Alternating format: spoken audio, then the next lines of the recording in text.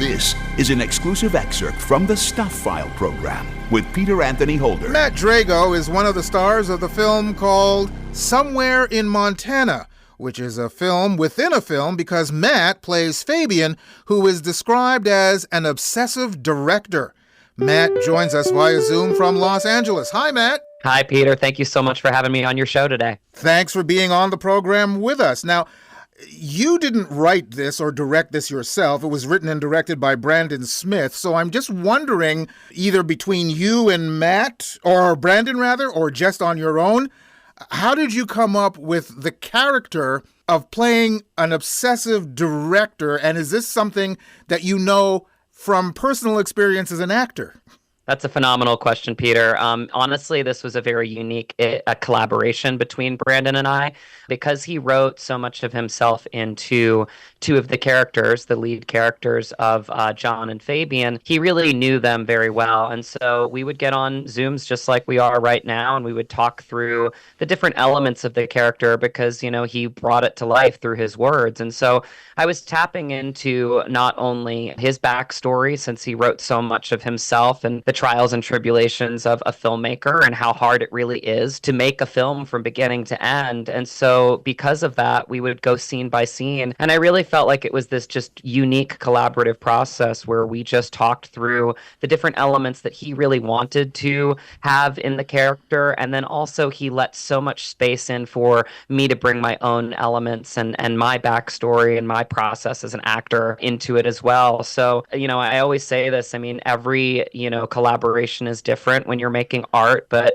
this one to me fed my soul because of just the extreme friendship that we built through it, and just kind of spitballing ideas and coming across different like moments where we'd be like, oh yeah, let's do that, or let's add that, or you know I brought a lot of my familial backstory to the process. And you know, I'm a little bit I should just say it, I'm a method actor, so I lost 25 pounds for the role. I felt like he was a very driven character that forgot to eat meals, and you know, somebody that was very passionate and would go down with his own ship because it was his dream, but he wanted it for everybody else just as much as he'd want it for himself. And I feel like that's so much of Brandon that he demonstrated on set when he collaborated with the cast and crew. Is it was everybody's film. It was an ensemble piece. It was a story that was bigger than all of us. And I think that's what made the relationship and the character development of Fabian Verdugo so unique with Somewhere in Montana. Okay. Well, you've told us about your character. Tell us about the plot line for Somewhere in Montana. What's the film about? For sure. It's a story of the times. It's a meeting of two worlds. I play Fabian, a West Coast director, and his legacy is his films, his stories that he leaves behind. And he comes across John Alexander, played by my friend Graham McTavish, whose legacy is his ranch and has been in the family for generations and generations. And what Brandon Smith wrote so eloquently in this is that we need each other. You know, we're put in a situation where we both need each other. I need his ranch because it's the last location on a legacy piece in my filmmaking career. And you know, John needs the money from the ranch because his ranch is on life support. He's having trouble paying bills and he might lose it to the bank. So we're both in a very vulnerable state. We're both in a very heightened state. And I think that's what develops so much of this kind of dissonance off the bat. What Brandon did, which is very rare, is that he wrote both of the lead characters in this film as antagonists and protagonists of their own story. We're good people, but we antagonize each other, and isn't that so much of what we're dealing with right now in our society? So I think it was a very unique piece. We also have a 10-page scene, Graham and I, that's just the two of us, and it's a very candid, honest conversation that we had a lot of off-screen time to really develop because we didn't want it to feel too precious. We didn't want to fall into any of the actor traps. We wanted it to be an authentic, organic, real conversation, just like we're having today, Peter. So, it's just a very unique film, and I think it couldn't be coming out at a better time in our country and in our world. Both the antagonist and protagonist in this film. So, as a theater actor, how delicious was that to play? The most delicious. I mean, I don't know how else to say it. It's so unique when you really just become a family with your cast and crew. And I say that wholeheartedly. The cast and crew became a family on this one. We'd go on hikes together. We would get our breakfasts together, our dinners together. We really couldn't get enough of each other. And I think that really spoke to a lot of the relationships that were developed on screen because they were developed off screen. I really do. I think we really bought into the story because we were just so mesmerized by the power of it. And I think it's what I've always wanted to do as an actor and an artist is to tell big stories that I feel like can have an impact on the world, and so this was just glorious. So like I said, to answer your question, it was the most delicious, but really it became the relationships that stemmed out of it.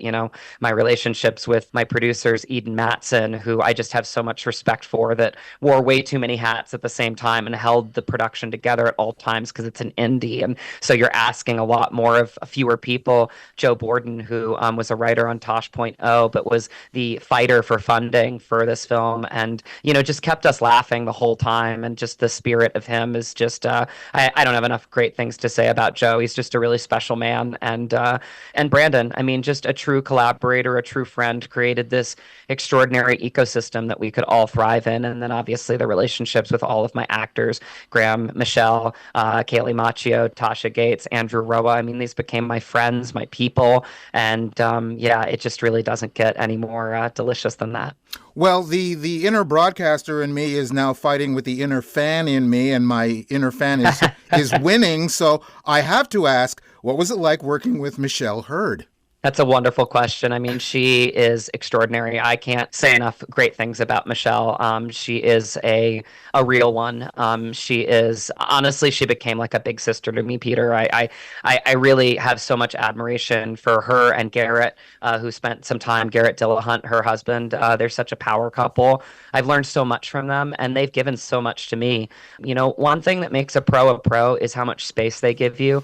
Michelle gave me so much space, to collaborate in this film, and it really did. It developed that kind of off-screen relationship, which is really true to a director and a producer. A producer usually is the one that can tell the director, listen, like, we got to make this work, or we won't be able to have this, or we won't be able to do this. And so we have a scene really early on in the film that really speaks to our relationship, and there is that little bit of a like big sister little brother vibe where you just kind of are both fighting for the same thing, but you love each other through the process. And I love her. I mean, she's just such a lover and a fighter of actors, which I admire. She's on the SAG board, and her and her husband, like I said, we've had so many wonderful, deep conversations that really just are one of the reasons why I say I've already won with this film, and it's because of the relationships, and that definitely starts with people like Michelle and her husband Garrett and Graham and everybody that was involved with this film.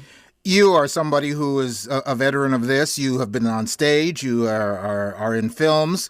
You never know really what you're getting yourself into when you get yourself into it. At what point did you realize somewhere in Montana is something special? That's a really great question, Peter. I honestly feel like I really learned it over and over and over and over again as I was on set. I think I've realized, like, in this country and specific to this film, that there are just a lot of people that feel like they don't have a voice right now.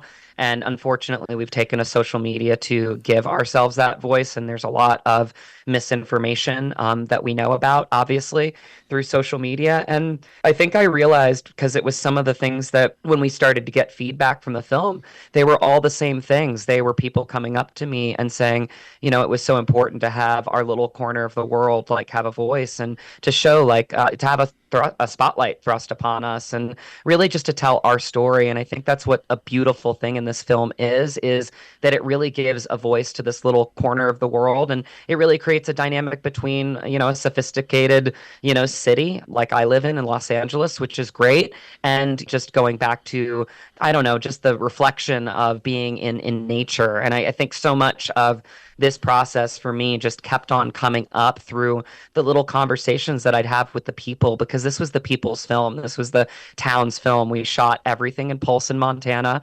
We would go to Betty's Diner. We would go to the shoe restaurant. We would go to all the same places, and we would really just, reflect on this magical journey even while we were having it.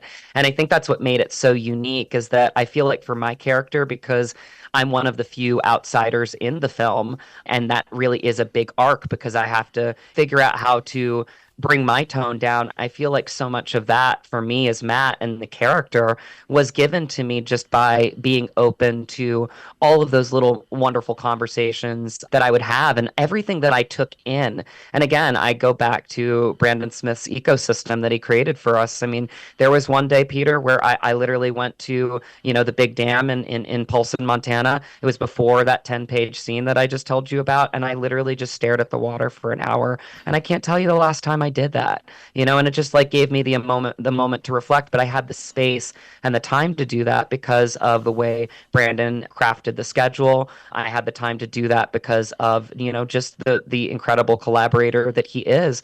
And, I'll reflect on another one, Jonathan Stoddard, who's become a brother to me. We went to a sound bath one day and we just meditated and it was just incredible with my friend Brianna, who invited us. She gave a lot of the cast, massages and just kind of helped us stay in our element and, stay grounded. And, she invited us to this and we just escaped for an hour or two and really just just reflected. And I think that was so much a part of what ended up being the finished product is because we were in constant state of reflection. We were in constant state of giving back to this small part of, this really beautiful town that really had adopted us and taken pride in the story that we were trying to tell. And so I really honestly could go on, as you can tell, for hours on this experience, but it was truly unique. And I think this is what has perpetuated me to the next chapter in my life in taking parts of Fabian Verdugo, who's the first character that I ever fell in love with, and realized that in my production company, Dragon Hunter Productions, that I have with my wife, is that I really want to take that same Fabian Verdugo spirit and bring stories to little pockets of the country that need a voice, because I think that's a really important thing that I learned in this process. Okay, I have time for one more quick question because we've got less than a minute, but I just got to know, it takes a long period of time from inception to final product to get a film out there. So I'm just curious to know, without getting into politics, we live in tumultuous times. Do you feel that Yes, the story that were doing when you were actually doing it is more important now than when you were actually creating this? that is a great final question to end on. I feel like we have been off course for a while now, if I'm being honest, and off our path as a country and as a society. Remember, America was an experiment. We're a country of many countries. And I think that what I realized from this is that we need to appreciate everybody's legacy, and we need to dive deep into what I feel like is the truest form of love that you can have for another person is respect. And so I think that I really do think that this story resonates more than it ever has before. I'm really happy as an artist that it is coming out in these times. I think sometimes that you can talk about something or try to make sense of it online on social media, but there's nothing better than seeing it through art, because we're trying to tell it as realistically and authentically as possible. And sometimes when you see a scene like I have with Graham and you see two people that are from two different worlds, and you realize that you don't have to agree on everything and that there is more that could connect us than could ever divide us, then it's a starting point to find mutual respect and love again in this country. Matt, thank you very, very much for taking the time to be on the program with us. Peter, it has been an exceptional conversation. Thank you so much for having me today. Matt Drago, one of the stars of the film Somewhere in Montana. You can go to our website at thestufffile.com to the page for this show, which is show number 0810, and you'll find links to Matt's site and Instagram, where you can find out how you can see Somewhere in Montana. You've just heard an exclusive excerpt from the Stuph File Program with Peter Anthony Holder. To hear any or all of the full hour-long shows, visit thestufffile.com. Stuph is spelled S-T-U-P-H. That's thestufffile.com. A presentation of Flying Fish Communications.